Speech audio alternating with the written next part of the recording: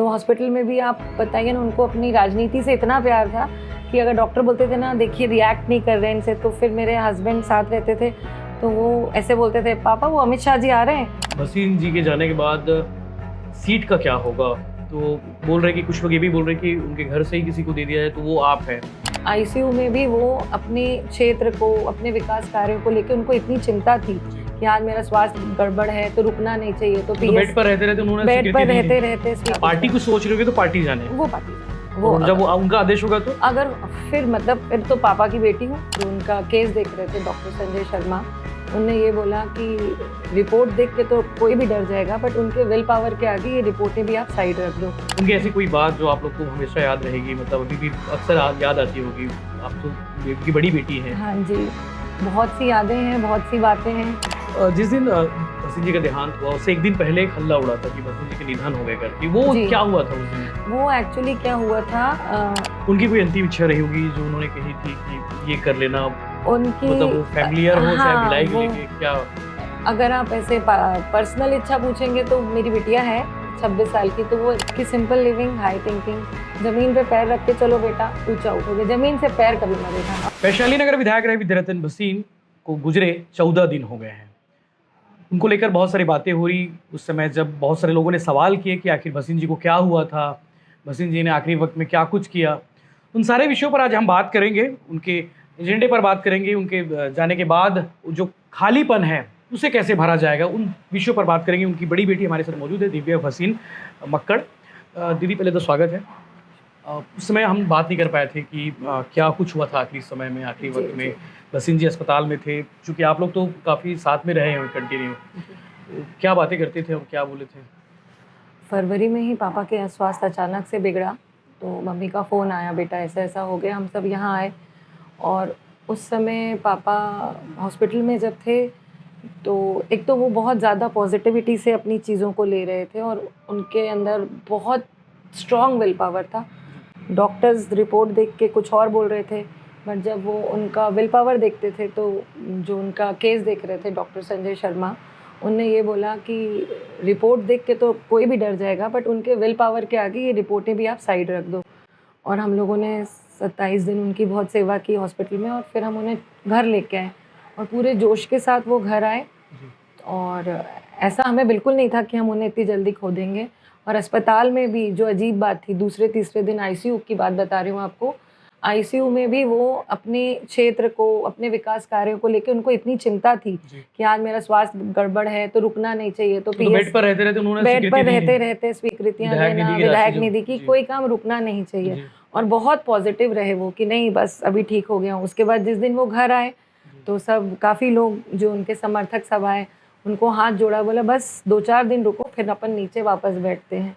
मतलब ज़िंदगी जीने की चाह थी और ऐसा उनको बिल्कुल भी नहीं था। और बिल्कुल भरपूर, कहते हैं ना जिसको, आत्मविश्वास और विल पावर बहुत स्ट्रॉन्ग था। बेड पे रहते थे तो वो मोबाइल देखते थे, अखबार पढ़ते थे, क्या छपा है वहाँ पर, क्या हो रहा है, सब कुछ। और आपको पता, तब तो खैर धीरे धीरे उनका स्वास्थ्य गिरा।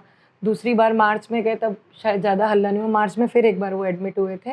धीरे धीरे उनका स्वास्थ्य में गिरावट आ रही थी, लेकिन पॉजिटिविटी बहुत थी। अभी उनके कार्यकर्ता और जो उनके समर्थक लोग हैं वो घर आते थे, ऊपर उनसे मिलने आते रहते थे, बाकायदा अपने क्षेत्र की जानकारी लेना, क्या चल रहा है, मतलब बीमारी में भी पूरे क्षेत्र में क्या हो रहा है क्या नहीं हो रहा है। और उसके बाद एक 3 अप्रैल की घटना है, कुछ निगम में कुछ हुआ था तो पार्षदों को लेके, तो सब उनके आए। हाँ, 8 पार्षदों को जो बर्खास्तगी वाला, तो वो सब घर आए। तो उस दिन उनने उस बीमारी के हालत में भी, मैं आपको बताऊं, कम से कम 5 या 6 घंटे बैठ के पूरी मीटिंग ली, समझा। मतलब उनने अपना वो नहीं देखा कि मैं इतना वीकनेस है, मम्मी भी परेशान हो रहे, हम भी परेशान हो रहे, कि पापा थोड़ा रेस्ट ले लो। पर वो बहुत अपना ध्यान रखते थे कि मैं क्या है कैसा है।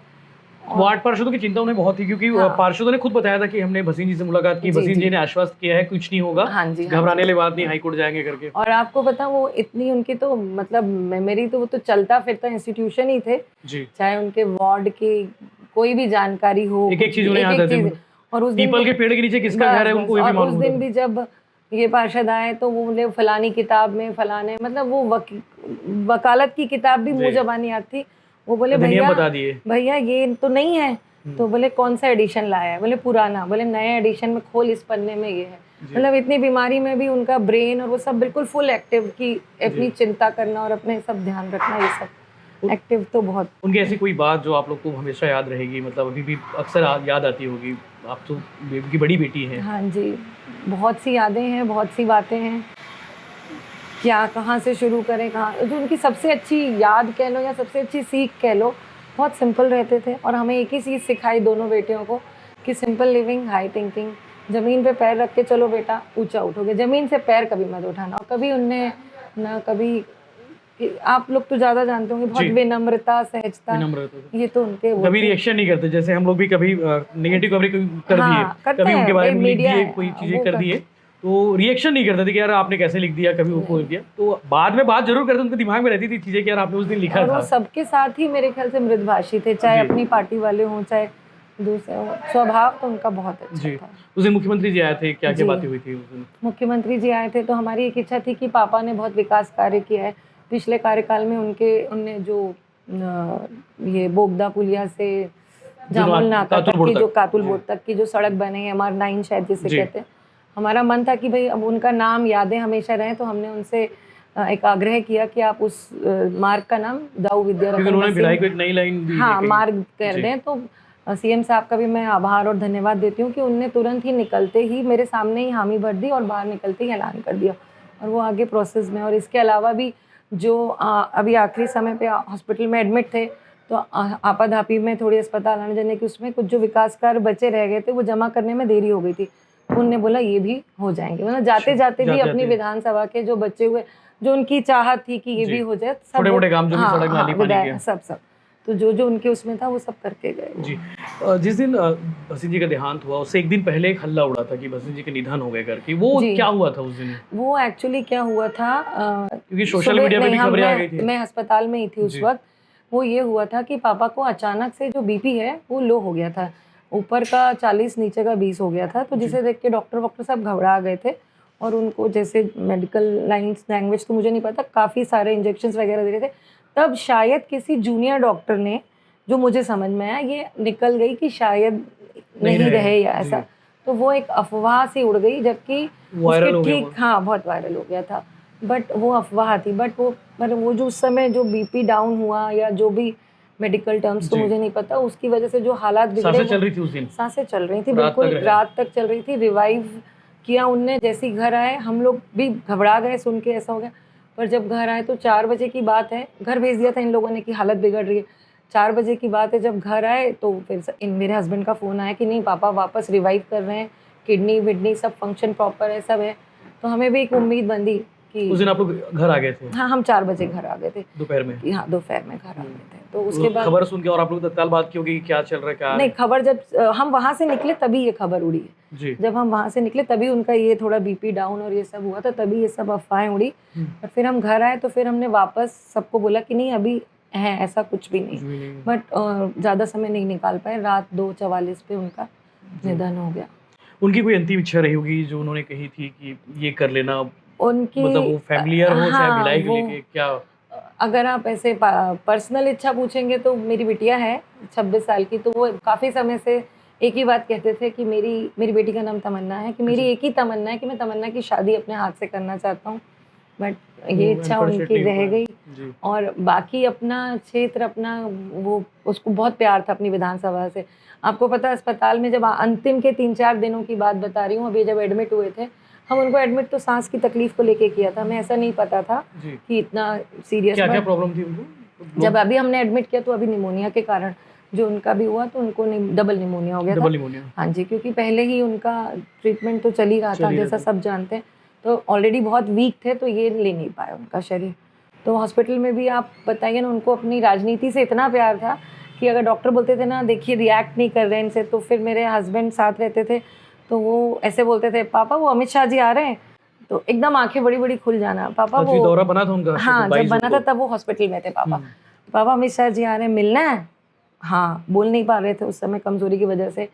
पापा मिलोगे? हाँ। पापा चलना है? हाँ। मतलब राजनीति तो पैशन था उनका अपने, बहुत बहुत पैशनेट थे। और मतलब जब वो रिएक्ट नहीं करते तो राजनीति की बात करो तो तुरंत रिएक्शन मिलता था कि हाँ बातें ये करो तो इतिहास बताते थे कि हम उस समय ये हाँ, हुआ बस करते बस था, ये पार्टी बहुत बातें। पुराने। उनके खालीपन को आप कैसे दूर करेंगे? मतलब आप तो अभी रहेंगे यहाँ पे। मैं फरवरी से यहीं हूँ। फरवरी में जब उनका स्वास्थ्य बिगड़ा, बीच में गई थी 15-20 दिन, 1 महीने के लिए घर, क्योंकि मम्मी अब अकेली है और अब हमारी एक ही जिम्मेदारी है कि मम्मी का ध्यान रखना है।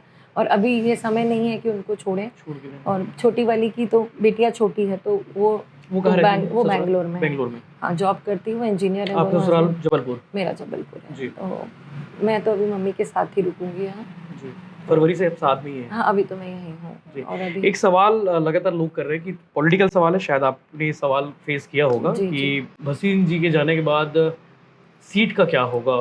तो बोल रहे हैं कि कुछ लोग ये भी बोल रहे हैं कि उनके घर से ही किसी को दे दिया जाए तो वो आप हैं।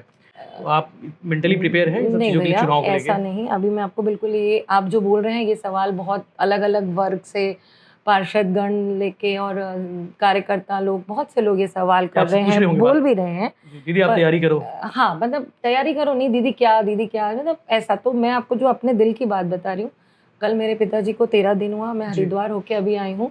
और ऐसा कहीं भी किसी भी दिमाग के कहीं कोई ऐसा मेरे दिमाग में ना कोई विचार है, ना ऐसा कुछ है कि नहीं मुझे ऐसा कुछ करना है, या ऐसा कोई मेरे दिमाग में अभी तक कोई ऐसा विचार ना है।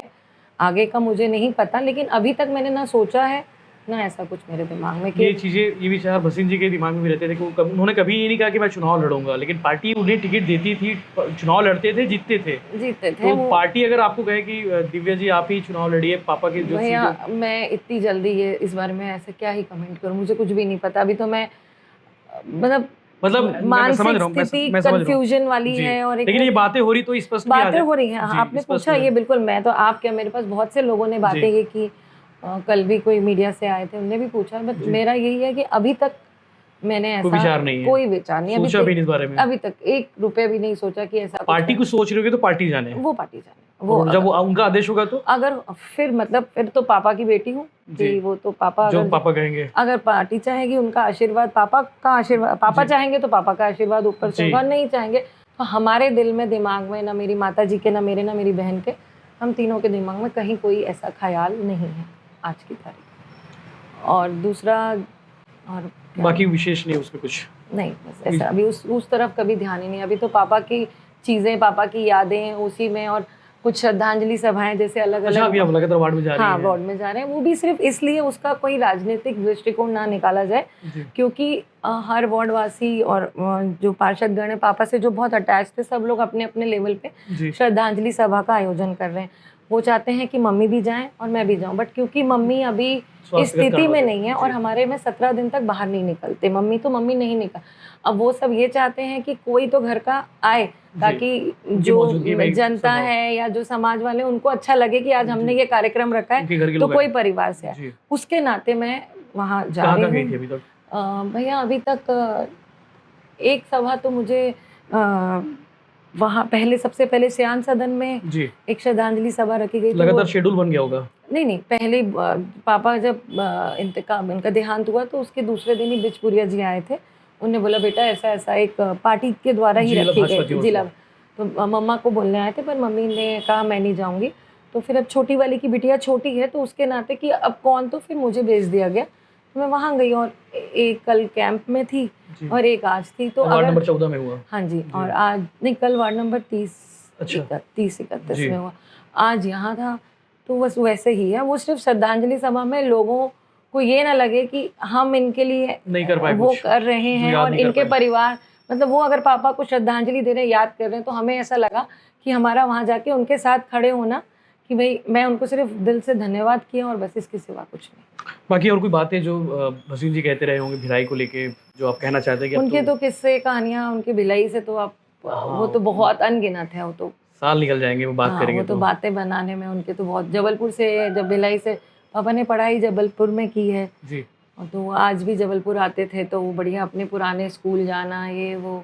और यहाँ भिलाई के भी कब कहाँ सेक्टर 1 से कैंप में, मेरा हाँ जन्म कैंप में हुआ। यहाँ फिर हम वैशाली नगर है। बहुत से किस्से, बहुत सी यादें हैं जी। किस्से कहानी सिलसिलों को अभी हम यहीं ख़त्म करते हैं, क्योंकि बातें अभी बहुत सारी होनी है, तो उसको हम अलग से बात करेंगे। लेकिन चुनाव को लेकर दिव्या भसीन जी मक्कड़ ने स्पष्ट कर दिया है कि उनकी कोई प्लानिंग नहीं है, उनका विचार भी नहीं है। लेकिन पार्टी अगर कहती है तो इस बारे में विचार पार्टी की ओर से वो करेंगे। लेकिन इस पर जो है उन्होंने स्पष्ट कह दिया कि उनकी ओर से चुनाव को लेकर कोई तैयारी नहीं है।